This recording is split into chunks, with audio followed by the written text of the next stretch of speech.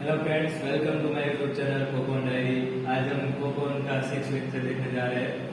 आज हम देखेंगे कि कोल का जो हम 4 प्रॉपर्टी देखे थे, फिजिकल, केमिकल, रियोलॉजिकल, पेट्रोग्राफिकल, उसमें हमने केमिकल डिटेल में पढ़ लिया है, फिजिकल भी हम डिटेल में देख लिया है। आज हम शुरू करेंगे रियोलॉजिकल प्रॉपर्टीज। रियोलॉजिकल प्रॉपर्टीज में उसी के अंदर एक अपना रियोलॉजिकल में 3 प्रॉपर्टी, एक तो डायरेक्शन, फ्लूइडिटी और सीएसएन और एफएसएन। तो आज हम सीएसएन देखने जा रहे हैं। सीएसएन और एफएसएन, उसको 2 नाम से मतलब आप जान सकते हो।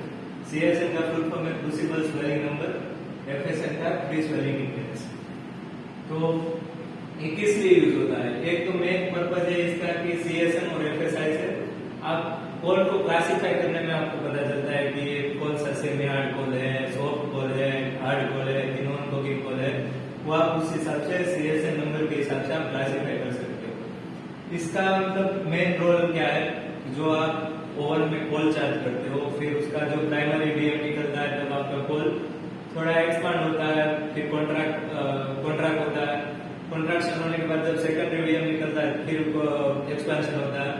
इस तरह से आपका जो कोल से कोक में कन्वर्ट होने के बाद, रिसोलिडिफाई होने के बाद, जो आपका कोक का जो आप मतलब जो प्रोफाइल है वो कैसा है, उसको कंपेयर कर सकते हैं आप। उसके लिए दिया गया। तो सीएसएन निकालने के लिए आपको क्या प्रोसीजर है? सीएसएन निकालने finally ground 1 gram of sample under 60 mass of fusible coal is placed in a crucible and then heated under the temperature about 820 degree Celsius for 150 seconds। आपको क्या करना है?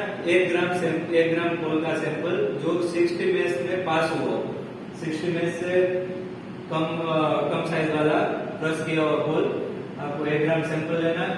फिर क्रूसिबल स्वेलिंग इंडेक्स निकालने के लिए एक क्रूसिबल रहता है, छोटा उसका साइज का क्रूसिबल रहता है। उसमें 1 ग्राम सैंपल को आपको डाल के उसको 820 डिग्री सेल्सियस पे 150 सेकंड के लिए हीट करना है। हीट करने के बाद जो आपका बीएम निकल जाएगा, ठीक है। बीएम निकलने के बाद आपका जो विस्कोस मास है, जो आपका कोल प्लास्टिक लेयर, प्लास्टिक फ्लूइड बन गया, तो उसमें फिर आपका स्वेलिंग और सब हो जाने के बाद फिर आपका जो कोक रिसोलिडिफाई हो जाएगा। तो उसके बाद जो पोरस मास का जो आपका कोक बनेगा, उसमें क्या है कि आपका जो सेकेंडरी बीएम निकलता है, उसके बाद आपका कोई कोल है जो आपका एक्सपांड होता है और कोई कोल आपका एक्सपांड नहीं होता है। जैसे कि आप डायलेशन में देखेंगे तब अपने को पता चलेगा कि आपका प्राइमरी बीएम में आपका पॉजिटिव में रहता है, फिर कॉन्ट्रैक्ट होता है बीएम निकलने के बाद।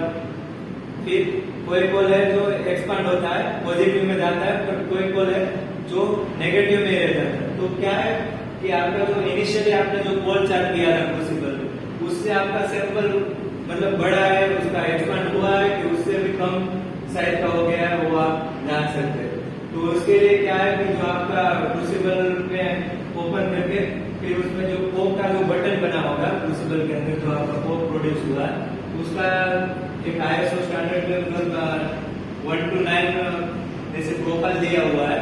उससे प्रोफाइल को आप कंपेयर कर सकते हैं कि आपका कोल का जो सीएसएन कितना है, वो आपको उस हिसाब से आप पता कर सकते हैं। जनरली क्या है कि सीएसएन नंबर ऐसे क्लासिफाई होता है, आप कोल को ऐसे क्लासिफाई कर सकते हैं। अगर आपका सीएसएन 0 है तो जनरली नॉन कोकिंग कोल रहता है। सॉफ्ट कोकिंग कोल का सीएसएन 1 to 2 रहता है। मीडियम कोकिंग कोल और सेमी हार्ड का 2 to 4 रहता है। और जैसे जैसे आप आगे बढ़ते जब प्राइम हार्ड में जाते जाएंगे, उसका सीएसएन 4 to 9 में वेरी होता है, ठीक है। आप देख सकते हैं कि जो मतलब हीटिंग होने के बाद जो क्रूसिबल आपका कोक का बटन जो निकलेगा, उसको आप 1, 1.5, 2, 2.5, 3, 3.5, 4, 4.5 ऐसे करके 1 to 9 का आपका प्रोफाइल दिया होगा, ठीक है। जिसका सीएसएन ज्यादा है, जिन पे आप उसका एक्सपेंशन फुल हुआ है, ठीक है, ये आपको प्रोफाइल ऊपर में स्ट्रेट दिख रहा होगा, क्योंकि क्या ऊपर बटन का जो क्रूसिबल का ढक्कन लगता है ना, तो उसकी वजह से आपको देख रहा है उसका एक लिमिट आ गया, वो मैक्सिमम एक्सपांड हो गया, ठीक है। तो वैसे ही अगर आप हाई सीएसएन का कोल ओवन में चार्ज करोगे तो क्या होगा? जो आपका वॉल तो एक लिमिटेड है, फिक्स है, उसमें क्या है, वॉल प्रेशर आपका जनरेट होगा, वॉल प्रेशर बढ़ेगा। तो आपको ब्लेंड बनाते टाइम ध्यान में रखना है कि आपका कोल चार्ट जो फाइनल ब्लेंड हो रहा है उसका सीएसएन कितना है। आप जनरली जो है ब्लेंड में हम 4 to 6 के बीच में सीएसएन यूज करते हैं, उससे बहुत ज्यादा सीएसएन हम प्रिफर नहीं करते, और कम होने से भी दिक्कत है क्योंकि आपका मोल्डिंग ठीक से नहीं होगा। ठीक है, तो मतलब ये है आपका। और सीएसएन से हम सिर्फ स्वेलिंग पता कर सकते हैं, उससे प्लास्टिसिटी पता नहीं कर सकते। ठीक है, तो ये आपका देख लीजिए, ये आपका कोल का क्लासिफिकेशन ऐसे हो गया सीएसएन के अकॉर्डिंग, और ये आप प्रोफाइल बटन के अकॉर्डिंग आप उसका सीएसएन कितना है वो पता कर सकते हैं। ठीक है, आज के लेक्चर में आप सीएसएन हम लोगों ने देखा। अगर इसमें आपको कोई डाउट है तो आप कमेंट में बता सकते हैं।